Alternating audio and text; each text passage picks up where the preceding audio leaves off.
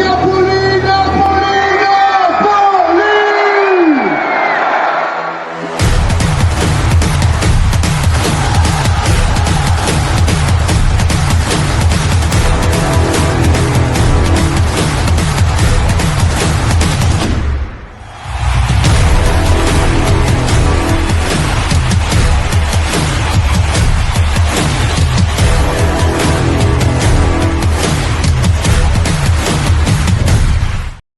What's going on, fellow Napolitani and cultural enthusiasts? Welcome back to Napoli TV. This is season 2, episode 32, and we are fresh off a victory, a reckless victory too. Well, not on our end.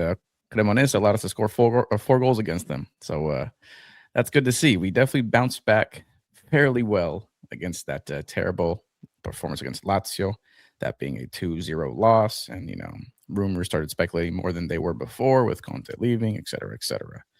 So this one shut them up for now. We'll see what happens because we have a pretty tough match upcoming against Como, and that's also away. And of course, Como's back on a nice little hot streak. They're playing well again, right after they get embarrassed by Inter when they blew a 2-0 lead. So, anyways, we'll definitely get into the Como match. But first, of course, let's get into the match against Cremonese. And before we do start this video, please, if you haven't already, make sure to subscribe. If you do want to keep seeing our content, click that notification bell. We're trying to get 1,000. And as always, be sure to like and share this video. All right, Debo, let's get into the match. So first and foremost, the goal scorers, that being McTominay, Kevin De Bruyne, and also I guess Rasmus had a goal, but he didn't. It was a own goal because it deflected quite hard off the Cremonese defender there. But we'll give him that one. And then I gave it to him. I wasn't about to put up an own goal on there. I saw. And of course, we have Alisson Santos back on the scoring sheet. Thank the Lord, man. Conte, you see what he's doing. Keep giving him some starting minutes. Give him more minutes, if anything. Even if he doesn't start, just give him at least like a second half start, something. Like, this kid is it. There's a reason why Barcelona wanted this kid too. And we are definitely accepting. I don't know Barcelona wanted him. Heck yeah, they did. They had their eyes on him. Mm-hmm. Yes, they did. Did not know that. Yep. And it's for a fairly good reason because look at what he's doing. So, anyways, offensive performance. So it was a goal fest. 4-0. Debo, go ahead and start this one out for us. It could have been more. It definitely could have. We had 3 games worth of shots on goal in that game. I think it's all due to the formation and player selections, man. I mean, from the jump, you saw McTominay was getting into positions to have shots. So if he's in position to shoot, man, we're a completely different team.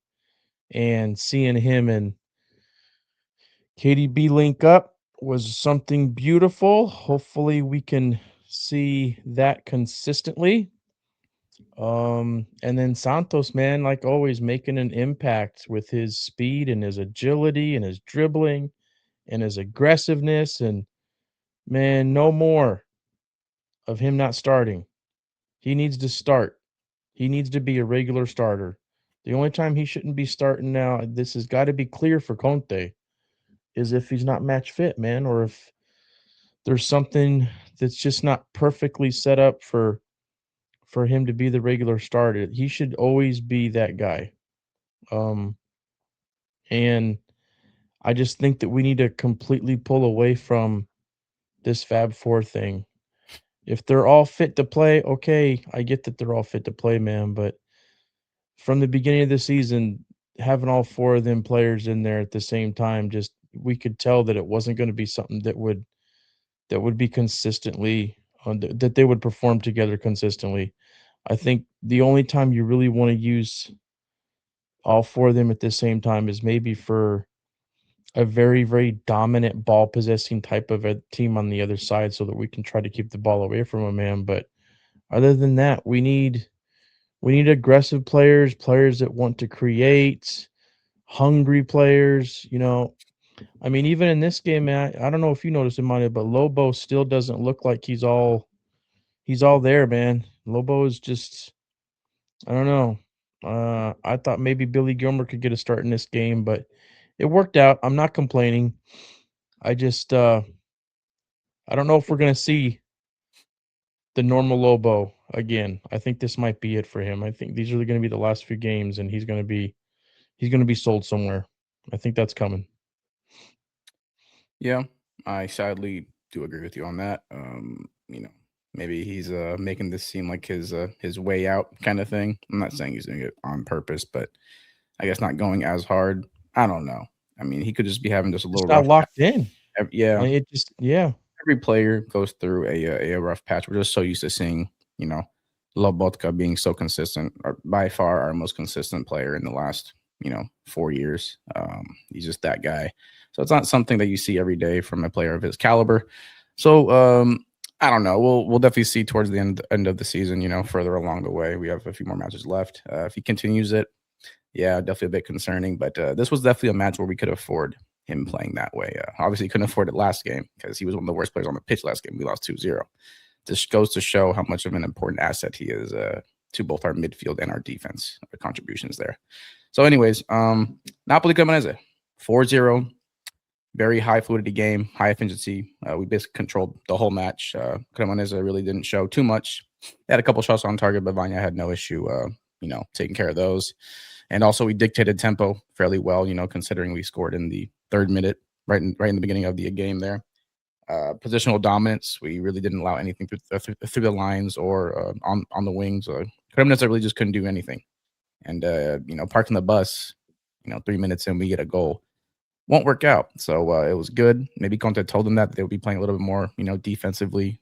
We've been through this before, and teams have seen that we struggle, to get that first goal to make them kind of stop doing this whole park the bus tactic. And we did that thanks to, of course, Mick Fatima.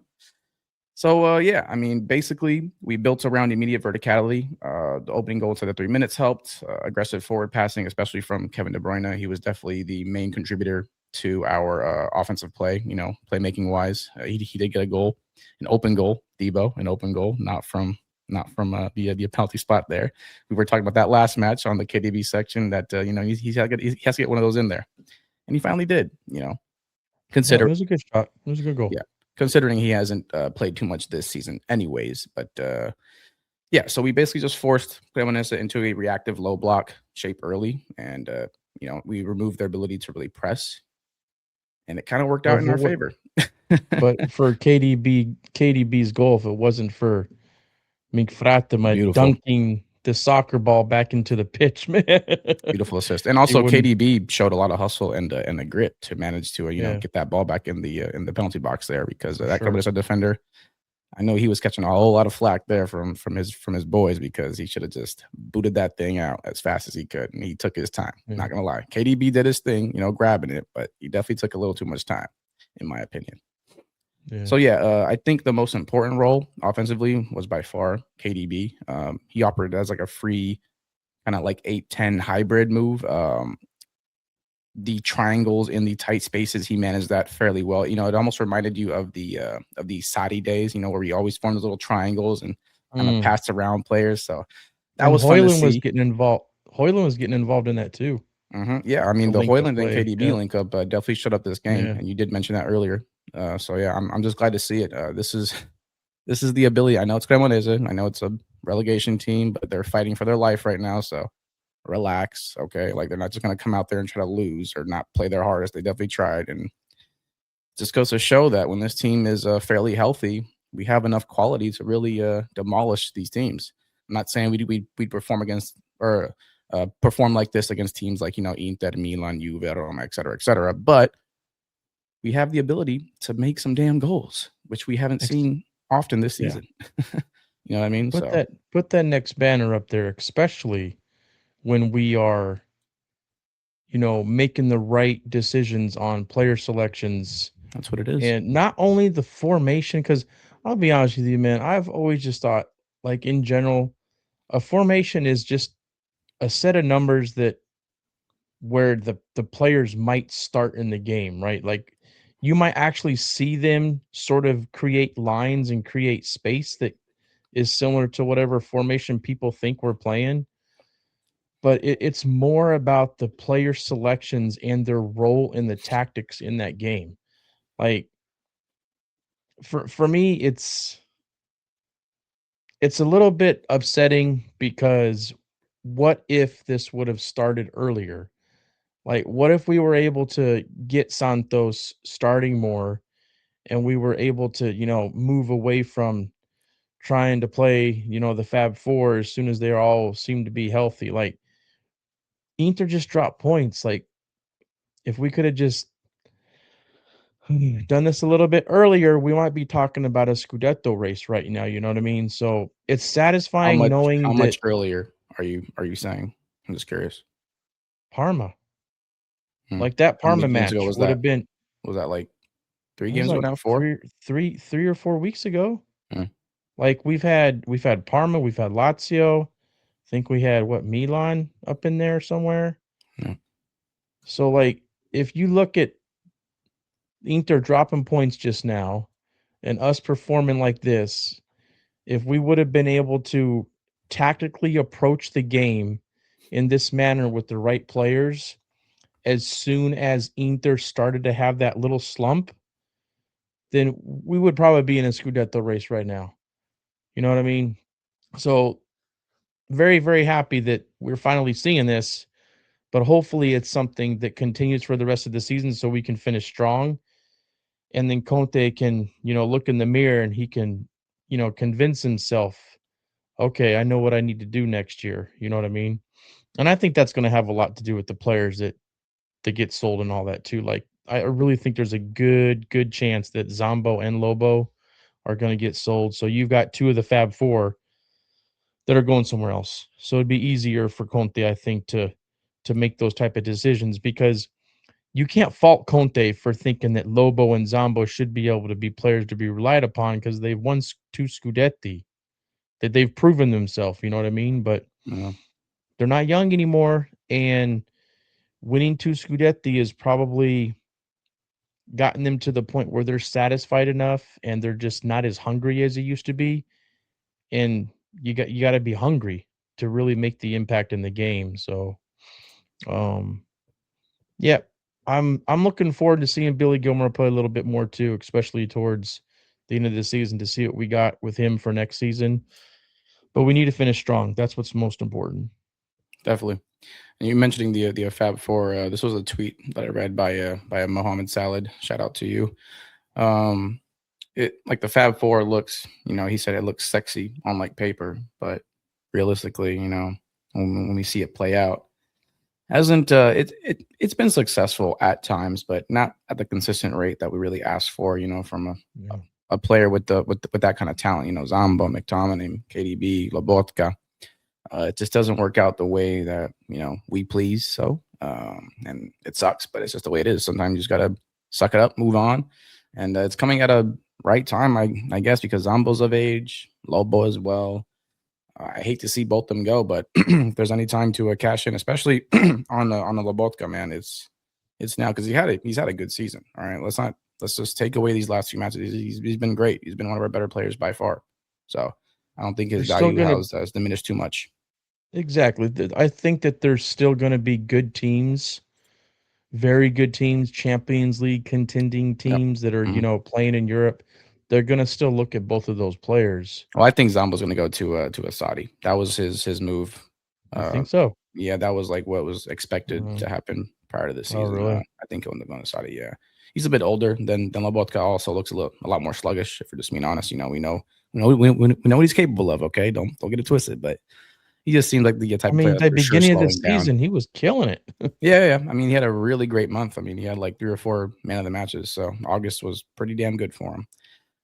Yeah, but I think Zambo goes to a Saudi team. Kind of cashes in, finishes out his career. Maybe plays back home for like the last year or so. But Lobo, he's got a good chance of playing for teams like like Barcelona, Real Madrid, Bayern, et cetera, et cetera. He definitely has You that. think he's still got that? I Yeah? don't know. I don't really Mm, know if he would start, but um, I would expect he won't starting minutes wherever he does end up. But I'm pretty sure when you play for a team like that with a high chance of winning a Champions League trophy, I think he wants that under his belt. So I think he would accept sub Splitting minutes. time. So, Yeah. yeah, we'll see.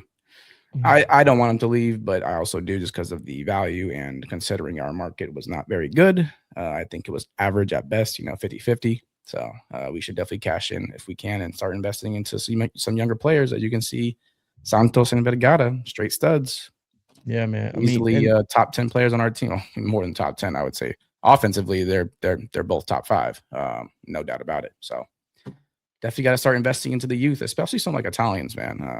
I'm not going to be like that guy that says, "Oh, said I should have more Italian players." I'm just saying, in general, we not us as Napoli haven't had much success with Italian players. I think the last really good one was Insigne. Realistically, you know what I mean? Can you think of anybody? Because I can't. I think well, that's our last define good one. Like great define great. starting ability on Italy, like consistently. Like we have Spinazzola now, and he Oh. starts from time to Oh, time. yeah, But yeah. I mean, if you're saying the impact that an Italian player yeah, made for the national team, yeah. Insigne is Mhm. probably the best I'd say Napoli best ever. player we've ever had. I wouldn't say ever. I don't Who? know. I What don't know. other Italian? I don't want to think about it right now, but I don't think he's the best ever. Like considering that, No, him I'm on the talking about national the team playing well, yes, he was I'm on Napoli. saying no, what I'm saying is the best Italian that played for Napoli when it came to his impact on the national team. Hmm. I can't think of We'll have to look anybody else that way, way made back. That's for sure. Like I'm the talking the like only player that maybe you could say something about, but he only played for Napoli for, like, 2 days is Cannavaro. Fabio. Yeah, that don't Like, count. That don't count. no, it don't count. It don't count. I can't think of anybody else. Yeah, that don't count. No, I cannot think of another player. Like, There's probably other players, back in your day, not in my day, maybe in that the were up there. '80s there was Yeah, somebody on the Maradona teams, but yeah, I can't think of somebody off the top of my head, but I'm sure there was somebody that was a good player on the national team, but I don't think there was somebody that made the impact Insigne made because we would remember that, right? yeah. Last 2 Insigne, decades, like, yeah, for sure. he was there was nobody more impactful than he was for the Euros. We have to admit that. Him and At Spinazzola. that Don't forget Spina. Spina no, had a no, Spina crazy too, good man, Euro. but yeah, Yeah, Spino had a crazy Euro, you're so his right. value jumped. No, you're right. Yeah, Spina did have a good one too, but I would put Insigne just above him, I think. Yeah, okay, fair enough. But Anyways, you know what? Talking about Italians, we didn't really say we were going to talk about this too much, but it just makes me think of, if there's Italians that we could be looking at to try to get on Napoli, I would love to get Sebastian Esposito. Esposito as a backup striker. Yes. Yeah, I like that. Yes, I would love him as a backup striker, man. To be that guy that comes in with a little bit of a different type of playing ability than Hoyland, you know what I mean? It would be nice to have somebody with his characteristics, and then being Italian would be nice too. Oh, he's not Napolitano, right? It would be nice. So, Yeah, I don't know, we'll see. I haven't really seen any strong rumors about that, but can't be worse than Lorenzo Luca. So can't really complain too much there. I definitely would take oh, that it could chance. be. It Nah, I could don't think be. it really cannot I get mean, worse there's than gotta be some player out there that's worse than him. Maybe go looking in Serie D or something. that. I'm talking about Serie A, able to play for us. I don't think it gets worse than that, man.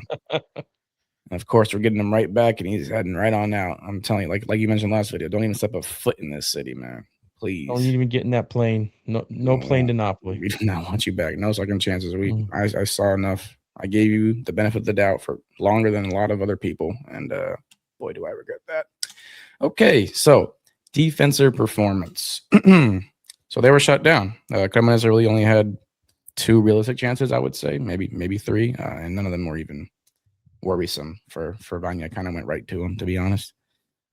So high press, immediate ball recovery, and shout out to Scott. I had to include Scott McTominay here because he had great duels that he won both aerial and on the Mhm. ground. Great recoveries. He was all over the pitch, and this is what we get when we let him play as a box-to-box midfielder, not out of position. He can do this for us. He's not Yep. just a attacking force. He can play some good defense too. As we Mhm. know, he's pretty damn aggressive. So hopefully it carries on like this next season where we do not, at least for him, do not put him out of position because he's one of our best players. He got MVP last season for a reason, and he played in that position.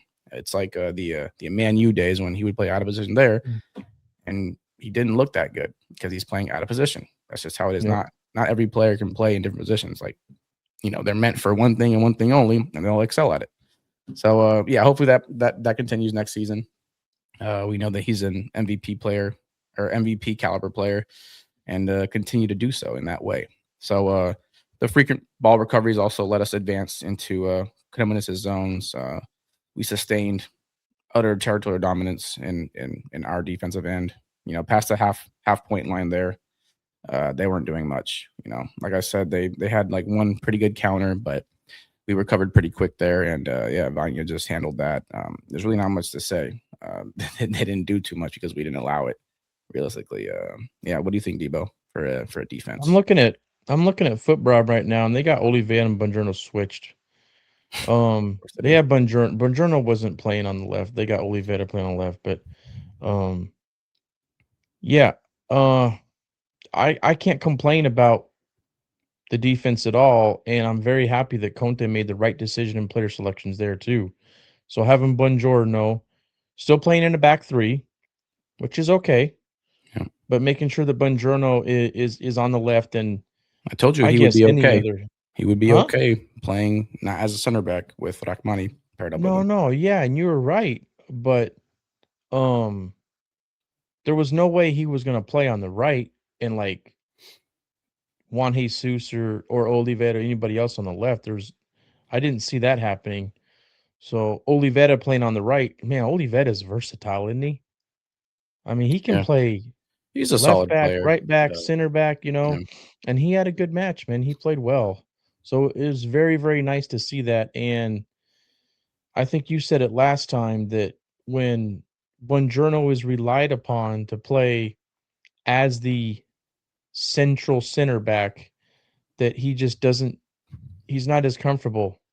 So the fact that Rachmani's back, and God, man, Rachmani's such a good game for his first game back. That's crazy. He played really, really good. So I think that that'll solidify our defense, and we'll continue to play well. We only have one offensive powerhouse to worry about next week in Como, so it's going to be very interesting to see how that game goes, to see how our defense responds to a very aggressive attacking play style like Como has. So yeah, I want to see what happens next week, but very, very satisfied with this match. I mean, I don't think there was one time where Vanya was actually tested, right? Not once. Every They shot might have had a just went shot right or to him. yeah. It went right to So it him, was though. nice. Yeah. And then you mentioned Como up next being the only offensive powerhouse, but don't sleep on Bologna. Italiano's there, and he might, depending what happens with Conte, he's going to want to show out. I'm just saying, don't sleep I'm on not him. I would not specifically sleep. worried about Bologna. I'm always I worried mean, about Bologna. Bologna's not going to be an easy match, I guess, but Yeah. I mean, they're not like an offensive powerhouse. I'm not really too worried about them, man, to be honest. Are we playing them on the road or at home? It is on At the home. road, isn't it? At Oh, home. it's at home? Mm-hmm. Yeah, don't We worry about play that shit. Pisa We on the got road after that, and then Udinese at home to finish out the okay. season. We got Bologna at home. Easy day. Don't jinx it. Easy day. All right. As long as Conte doesn't go back to that Fab Four bullshit. Easy day. I think we'll be cool off that for the last 4 matches. I'm not gonna lie. I hope so, We'll man. see, though. We'll see. Also, the whole Conte and ADL meeting occurs in May. I don't know exactly what day or when in May, but be on the lookout for that, because that's when Conte makes his decision if he's gonna stay or leave. So we'll definitely talk about that whenever we get that news. And I'm not talking about rumors. I'm talking about official news.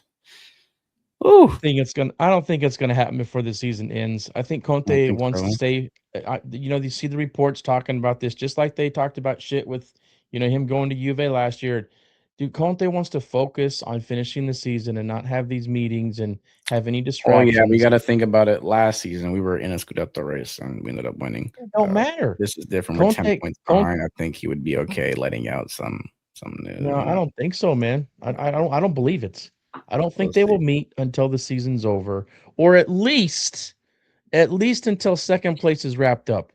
If we were able to wrap up second place, like if there's nothing I to would play say for, if UCL is wrapped up, which is 5 points, No, I don't think so, man. I think Conte wants to finish the season strong. If we wrap up second place, okay, I can see Conte being, okay, we can meet early. I get it. You don't want to, ADL doesn't want to have to scramble to find somebody. What do you mean? He don't need to scramble if he's waiting another week or two. I don't believe it, Mario. I don't. I I don't believe it don't. till I The see the it. only way I think it's even possible is if second place is wrapped up, but we'll see. We'll see. Okay.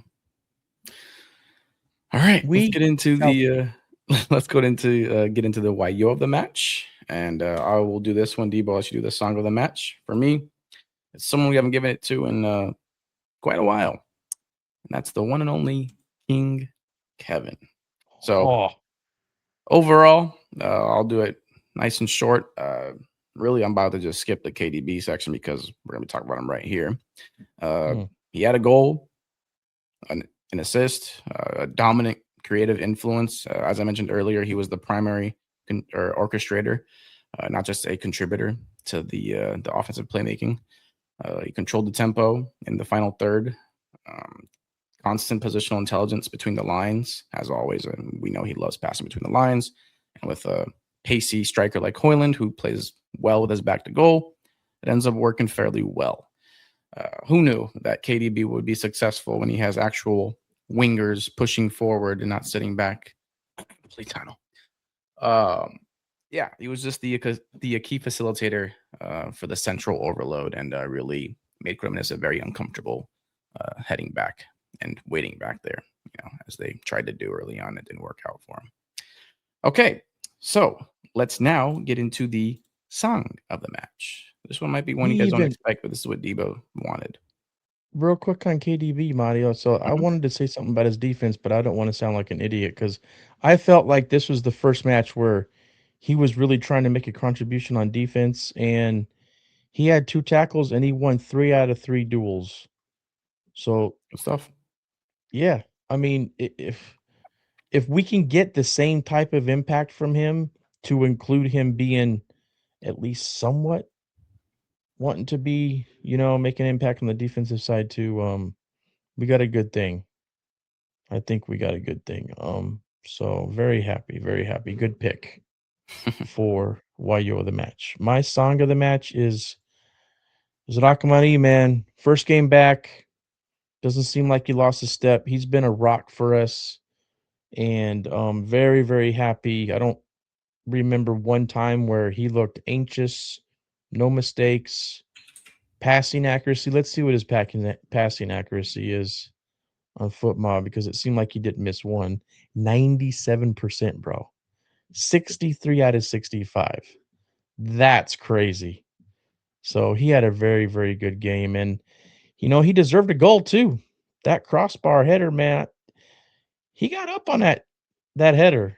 Like I don't know if I've ever seen him jump that high. So yes, very, very happy with Rachmani. He is my song of the match. Perfect. That's a good one. Not gonna lie. Okay, so you wanted to talk about this section a little bit too. I wasn't familiar with anything about this man right here being underrated, but Mick Fatima, underrated. Tell me why. So here's the number one reason. And it's very annoying. And to some degree, I sort of get it because the Premier League is a Premier League. But the number one reason that I think he's underrated is because he's not in the Premier League anymore. He's in Italy playing Serie A, and Serie A is not, they're not the limelight of Europe anymore. It's pretty much Premier League, La Liga, and then Bundesliga and Serie A seem to be on like even playing level. And Bundesliga has some really good players. They have a very, very dominant team in Bayern. So, I mean, I understand some of the reasons um, why I believe that he's underrated because of the rankings that I've seen. So, I was just curious, man, because he was the MVP last year, and when he's been put in position to play the way that he has shined this year too. And he statistically, he's the best midfielder in Italy. So I just took a look to see, man, where is he even in rankings, like in general? And SI.com has Fabian Ruiz ahead of him. He's not in their top 10, or he might be number 10, but Fabian Ruiz is number 9. Then if you just do like a straight old Google AI best midfielders in the world, he doesn't come up in that search, and Nicola Barella is in there. Nicola Barella's had like a shit season. You know what I mean? He's not in the top 10 on this website called Sports Mole UK.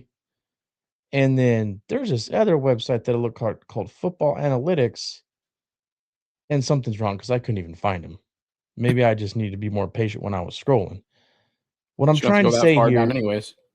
well, I mean, what I'm trying to say here is he was the MVP of the league last year. We won a Scudetto, and statistically, he's just as good this year, and he could even have better stats than last year when it's all said and done.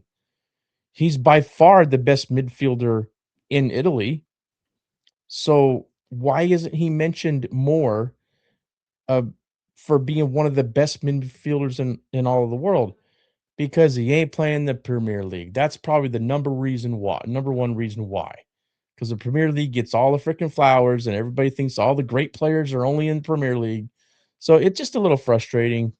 I think he needs to get more respect, and I'm hoping that he can finish out strong and he can lead the league from a midfielder standpoint statistically and make it seem like last year wasn't a fluke by doing that. I mean, I think we already know that. And then next year he can really put his stamp on his greatness as a midfielder, and especially if we can, win another Scudetto. And I think part of it probably has to do with him not really being able to show out in the Champions League. He never really did that with Man U, and I mean, how many times Man U was in the Champions League? I think for the first time in a while, they're getting back into it I this think coming like the season last with their 10 years, position. 11 years. But I don't know if it's been that long, but it's been a minute.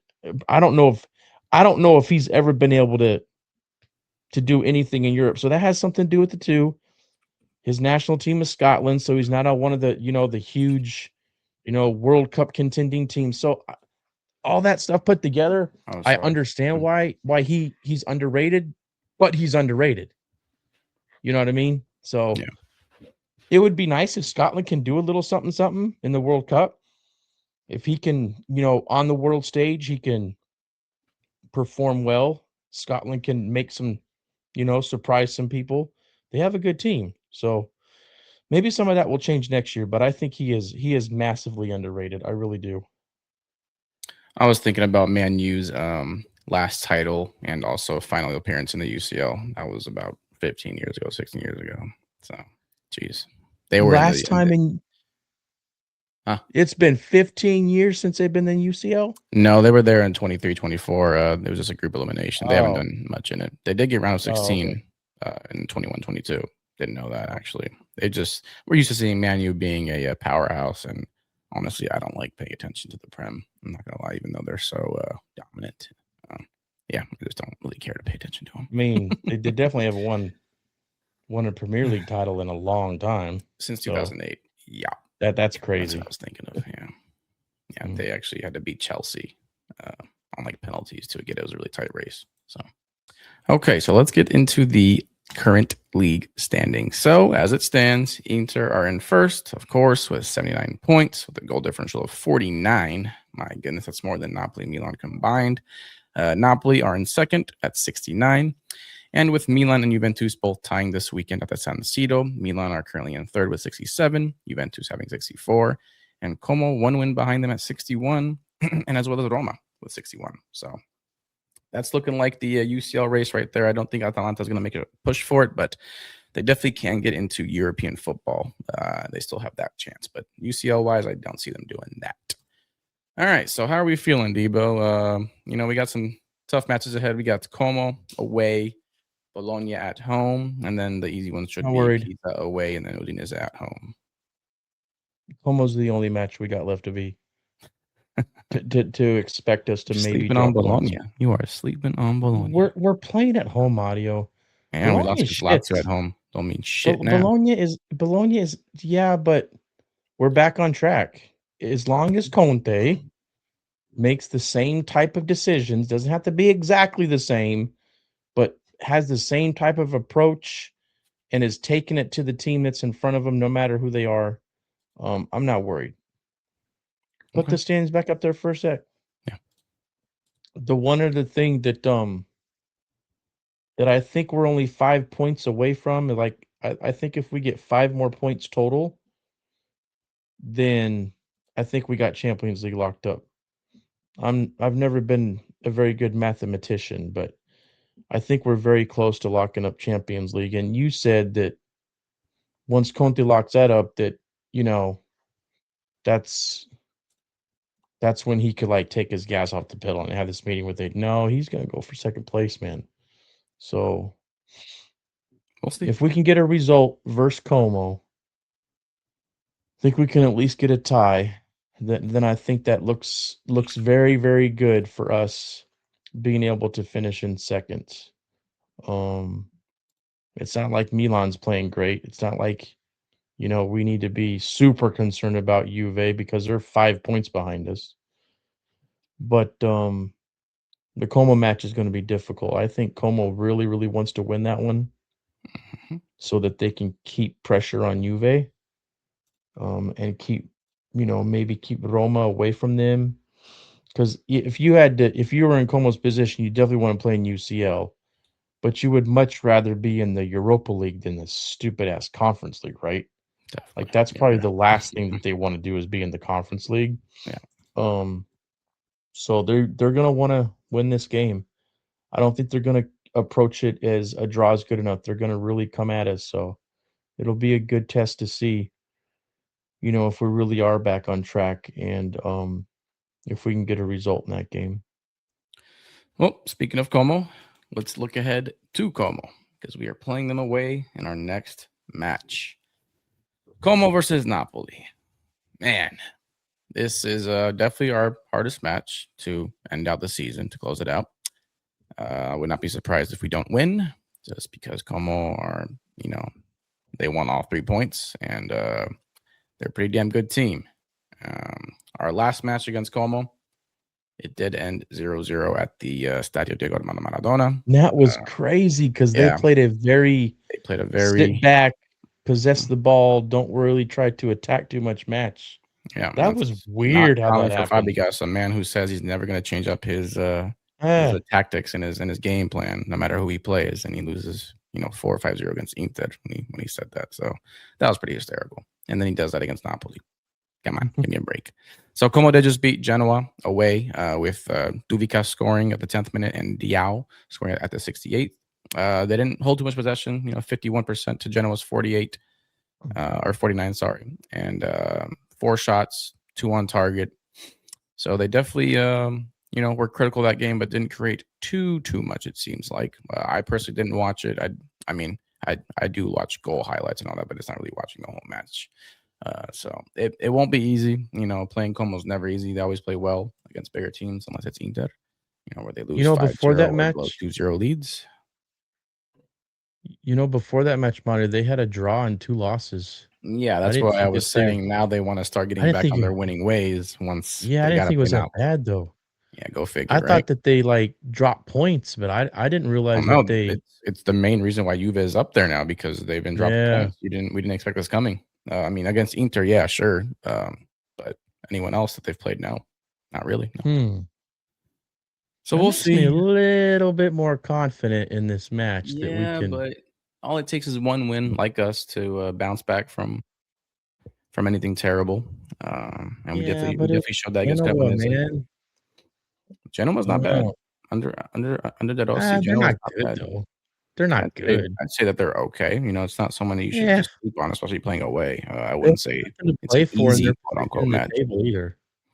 Well, De Rossi has anything to play for just because we don't know if he's going to stay there next season. He's trying to prove himself. Being a younger and Nah, newer coach. So I bet De Rossi's good, man.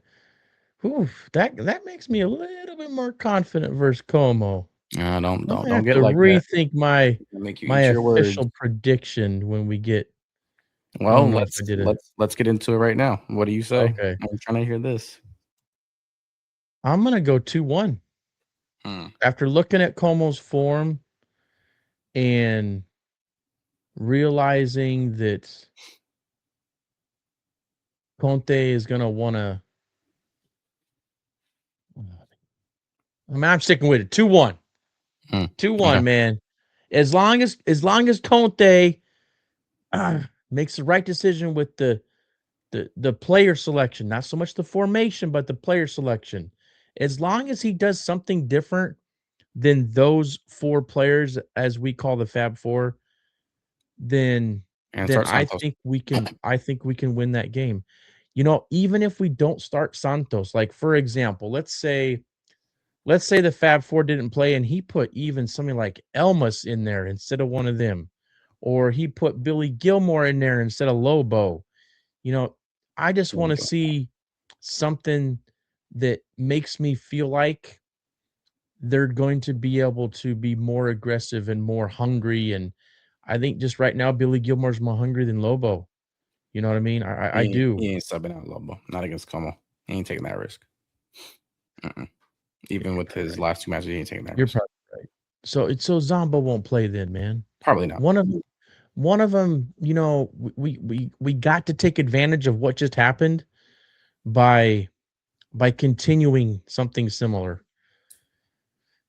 I mean, Alright. we all want Santos to start, but Definitely. the other thing about this match too is that so Conte is probably going to have less of an aggressive approach than he did against Cremonese because it is Como, and he's going to want to, you know, try to control the game a little bit more. You know what I mean? Yeah.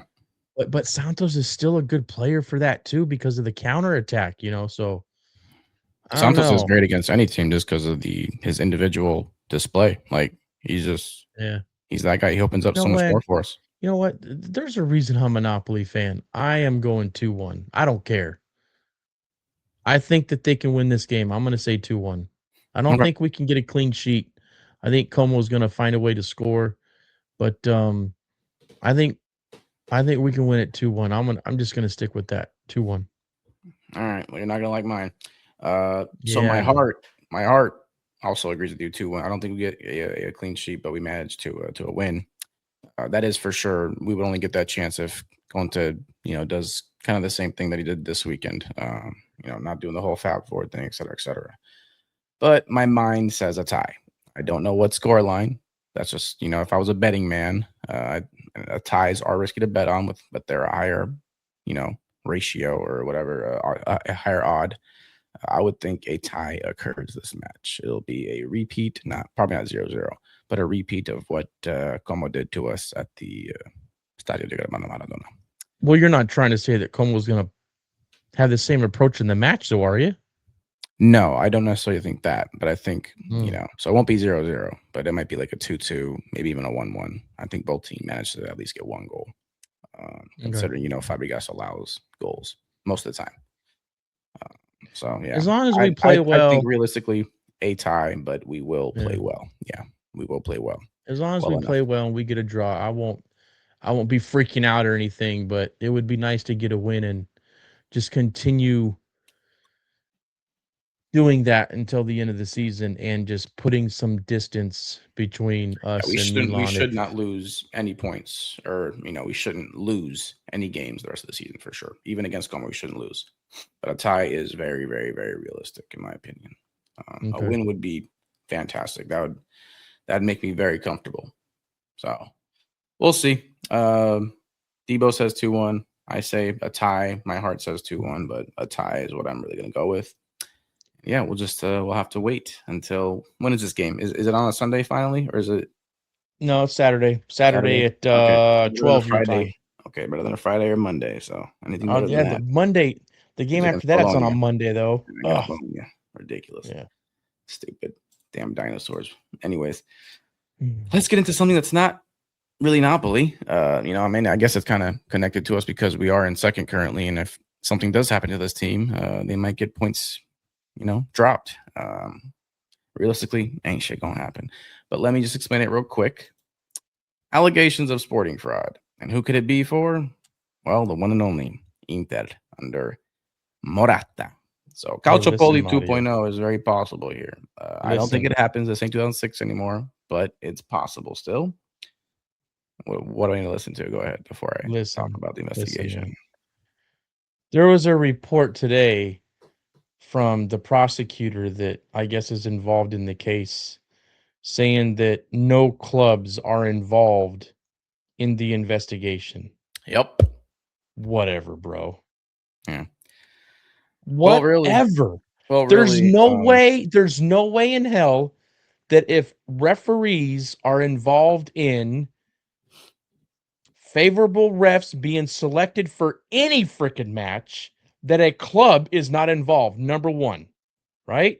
Maybe the current investigation, a club is not involved, but as soon as it's proven, which I think at this point, after seeing everything that's going on, it's going to be really, really difficult for anybody to look at themselves and really say that something didn't really happen here. That that clip when somebody knocked on the window at the VAR booth and the dude looks back while they're trying to make the decision and is like listening to somebody and then goes back and gets back. It's like, okay, whatever. So we know shit's been happening. And the one other thing, if you haven't checked out the video from Dom and Napoli Talk, make sure you do. And his video is very, very descriptive, and he talks about this in detail. But what's funny to me is that you have Interisti that were already trying to say, oh, well, in the games that were supposedly involved, Inter actually lost, So that means that no cheating actually happened. Then you got this morning, and Interisti are saying, see, we told you we're not involved. The prosecutor said so. It's like, so the new Juventini are Interisti. Straight denial. Do you realize who's in charge at Inter?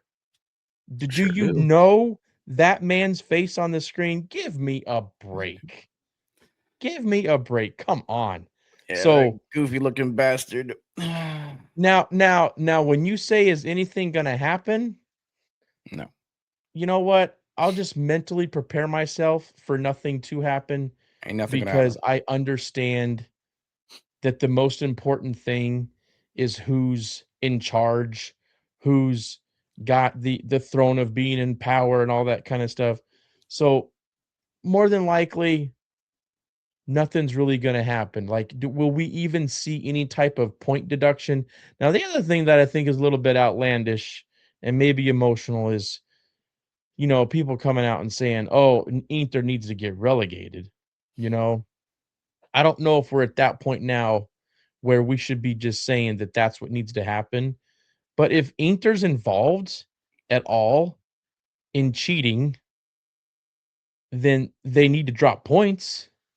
And if it's proven that they were and they don't drop points, that would be crazy.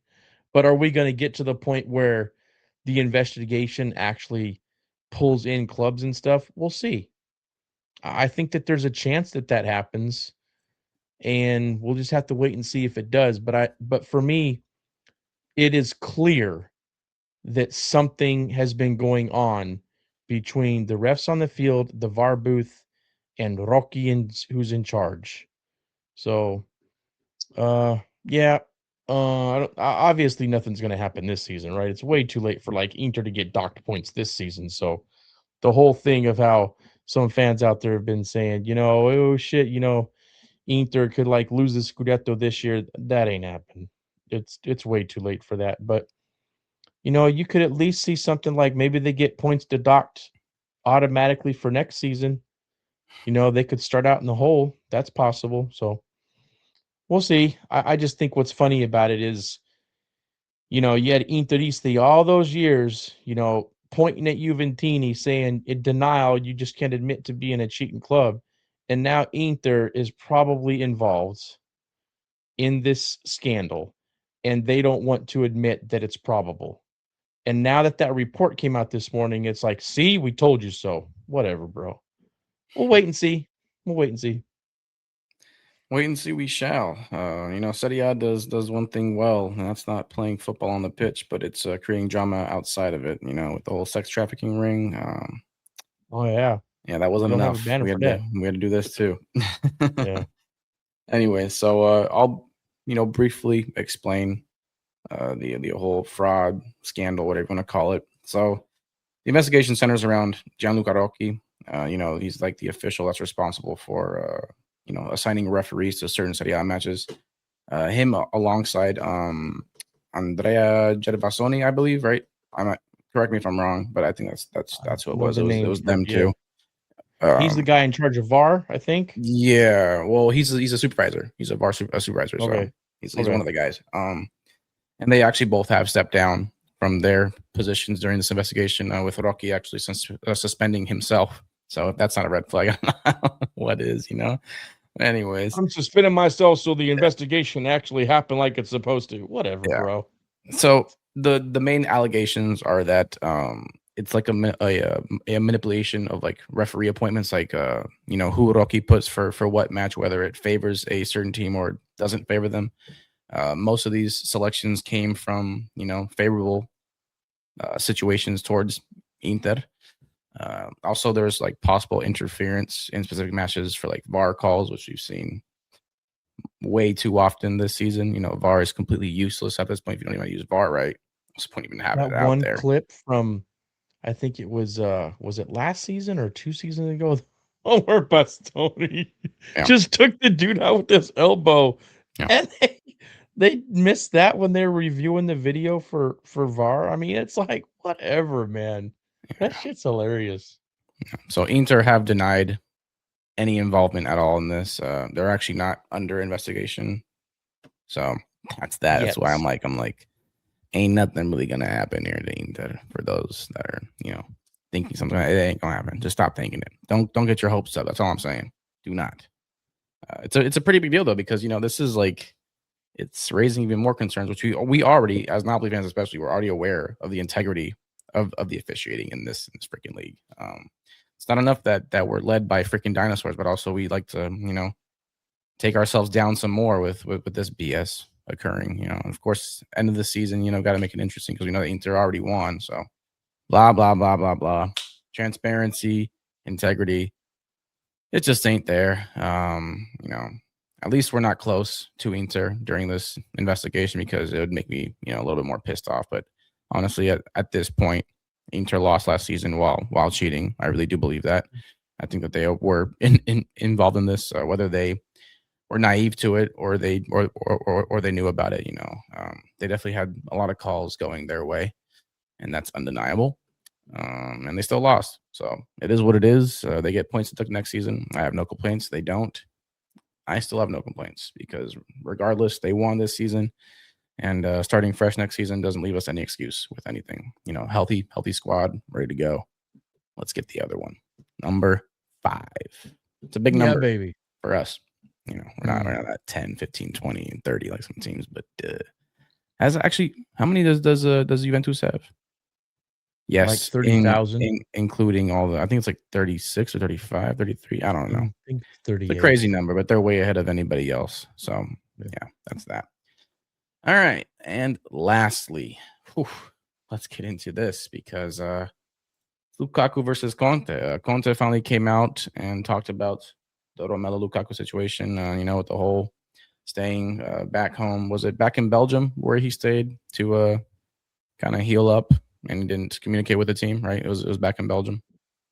Yeah, and what Conte specifically said was that when Lukaku came back for like 2 seconds, pretty much just to meet with the club face to face, he didn't seek out Conte.